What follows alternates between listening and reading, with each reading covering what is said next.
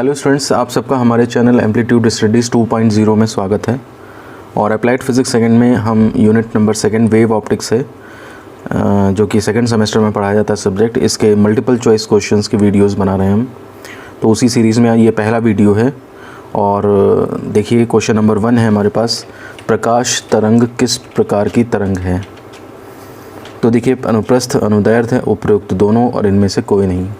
तो चाहे किसी भी तरह से देख लें, चाहे आप ध्रुवण के हिसाब से देख लें कि प्रकाश की तरंग अनुप्रस्थ होती है, चाहे आप मैक्सवेल के सिद्धांत से देख लें कि इलेक्ट्रिक वेक्टर जो है वो आपका तरंग संचरण की दिशा के, प्रकाश संचरण की दिशा के लंबवत दिशा में होता है, और मैग्नेटिक वेक्टर भी जो है 90 डिग्री पे होता है। तो वेव प्रोपोगेशन के 90 डिग्री पे ऑसिलेशंस हो रहे हैं, तो इसका मतलब ये अनुप्रस्थ है। तो आप कहीं से भी इसको देखें, आपका अनुप्रस्थ, प्रकाश की तरंग अनुप्रस्थ है, यही निकल के आएगा। तो इसलिए यहाँ पे ए ऑप्शन जो है वो आपका करेक्ट हो जाता है। देखिए क्वेश्चन नंबर 2 है हमारे पास, प्रकाश छोटे छोटे कणों से मिलकर बना है जिसे कहते हैं परमाणु, न्यूट्रॉन, पॉजिट्रॉन, फोटॉन। तो देखिए ये प्रकाश जो है कणों से मिलकर बना है, ये बात हालांकि न्यूटन ने अपने कणिका सिद्धांत में भी कही थी, लेकिन उसके कण अलग थे। और यही बात प्लैंक ने जब कही तो उसने एनर्जी के छोटे छोटे पैकेट्स की बात की थी, जिनकी एनर्जी h, और इनको उसने नाम दिया था क्वांटा का। इसी के हिसाब पे क्वांटम सिद्धांत बोला गया था, प्लैंक का क्वांटम सिद्धांत।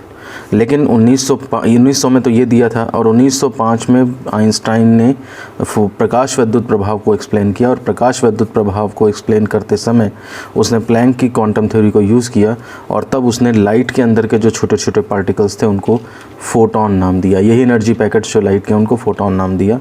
तो आप इस घटना से जान सकते हैं कि प्रकाश के जो छोटे छोटे कण हैं वो असल में क्या कहलाएंगे, वो असल में फोटॉन कहलाएंगे। ठीक है, न्यूट्रॉन है और पॉजिट्रॉन है। न्यूट्रॉन तो एटम का पार्ट है, परमाणु भी, ये तो मास हैं सब, ये एनर्जी के पैकेट्स होते हैं। तो इसलिए हमारे पास ऑप्शन नंबर जो डी है फोटॉन, वो करेक्ट होगा। देखिए क्वेश्चन नंबर 3 है, प्रकाश का तरंग सिद्धांत किसके द्वारा प्रतिपादित किया गया था। न्यूटन के द्वारा, हाइगेंस के द्वारा, प्लैंक के द्वारा, फैराडे के द्वारा।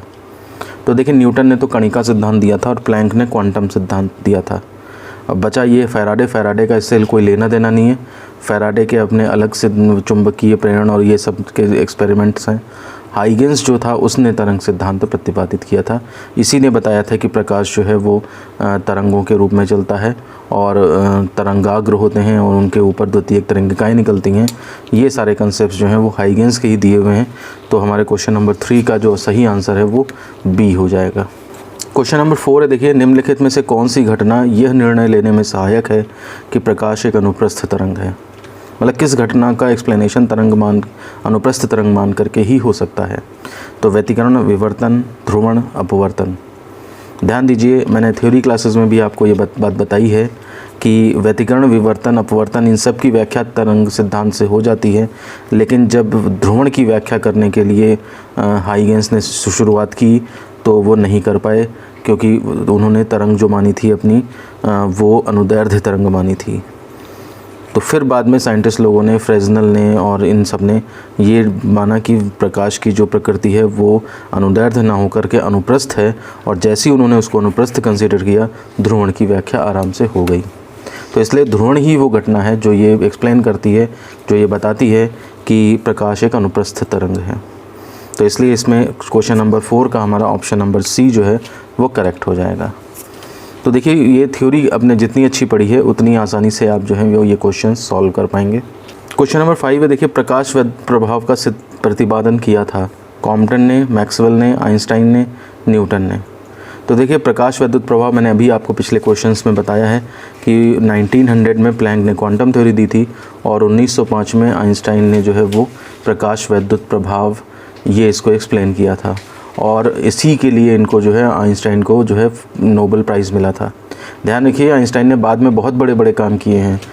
रिलेटिविटी थ्योरी यानी कि सापेक्षता का सिद्धांत दिया था, ठीक है ना, और कई सारे और कंसेप्ट, इक्वल टू mc² दी है। लेकिन उन सब के लिए उसको नोबेल प्राइज़ नहीं मिला। नोबेल प्राइज़ जो उसे मिला था वो प्रकाश विद्युत प्रभाव का एक्सप्लेनेशन करने के लिए मिला था। और इसी से प्लैंक की क्वांटम थ्योरी भी जो है वो मतलब उसको वजन मिला, उसको सही माना गया। तो प्रकाश विद्युत प्रभाव का प्रतिपादन किसने किया था, तो इसमें ऑप्शन नंबर सी जो है हमारा आइंस्टाइन सही है। तो हम इसे जो है वो टिक कर देंगे।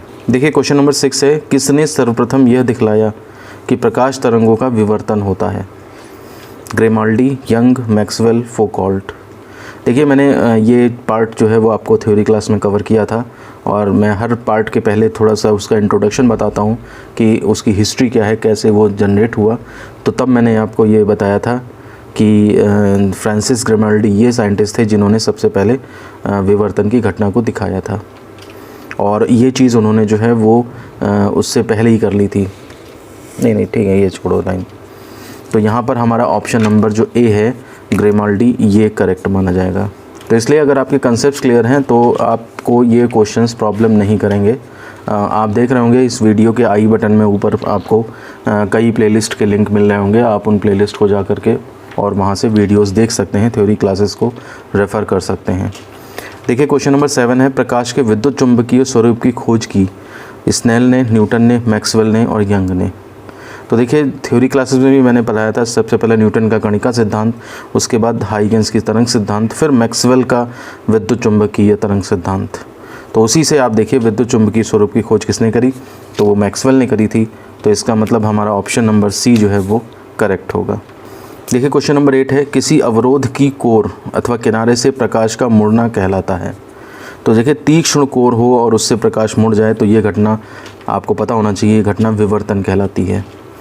ठीक है ना। विक्षेपण, व्यतिकरण, उपरोक्त में से कोई नहीं ऑप्शन दिए हैं, लेकिन यहाँ पे हमारा ए पार्ट जो विवर्तन है वो सही होगा। देखिए क्वेश्चन नंबर 9 है, प्रकाश विकिरण की प्रकृति होती है। प्रकाश की प्रकृति कैसी होती है? तरंग की होती है, कण की होती है, तरंग व कण दोनों की होती है, या उपरोक्त में से कोई नहीं? तो प्रकाश की द्वैती प्रकृति, ये तो बिल्कुल एकदम फेमस कंसेप्ट है, आपके पास इसका आर्टिकल भी है। ठीक है ना। और इसी के बाद फिर डी ब्रोगली ने मैटर वेव्स जो होती हैं वो उनकी डिस्कवरी करी थी।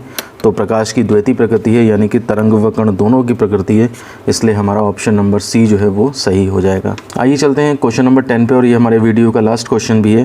प्रकाश के चिकने पृष्ठ से टकराकर लौटने की घटना को कहते हैं? तो किसी भी पृष्ठ से टकराकर लौटने की घटना क्या कहलाती है? परावर्तन कहलाती है। तो परावर्तन, अपवर्तन, विवर्तन, व्यतिकरण, 4 ऑप्शन है, बाकी कोई सही नहीं है।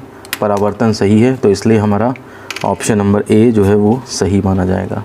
तो स्टूडेंट्स इस तरह से हमारे 10 क्वेश्चन जो हैं वो वेव ऑप्टिक्स के कंप्लीट हो जाते हैं, और मुझे उम्मीद है आपको पूरी तरह से समझ में आ चुके होंगे।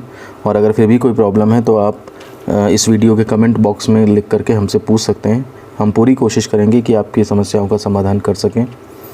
साथ ही साथ ये वीडियो कैसा लगा हमें कमेंट करके बताएं। इस वीडियो को लाइक करें और दोस्तों में भी शेयर करें, और इस चैनल पर अगर नए हैं तो इस चैनल को सब्सक्राइब कर लें और बेल आइकन प्रेस करके ऑल का ऑप्शन सेलेक्ट कर लें, ताकि जो भी वीडियो इस चैनल पर रिलीज़ होते हैं उनके नोटिफिकेशंस आप तक अपने आप पहुंच जाएं।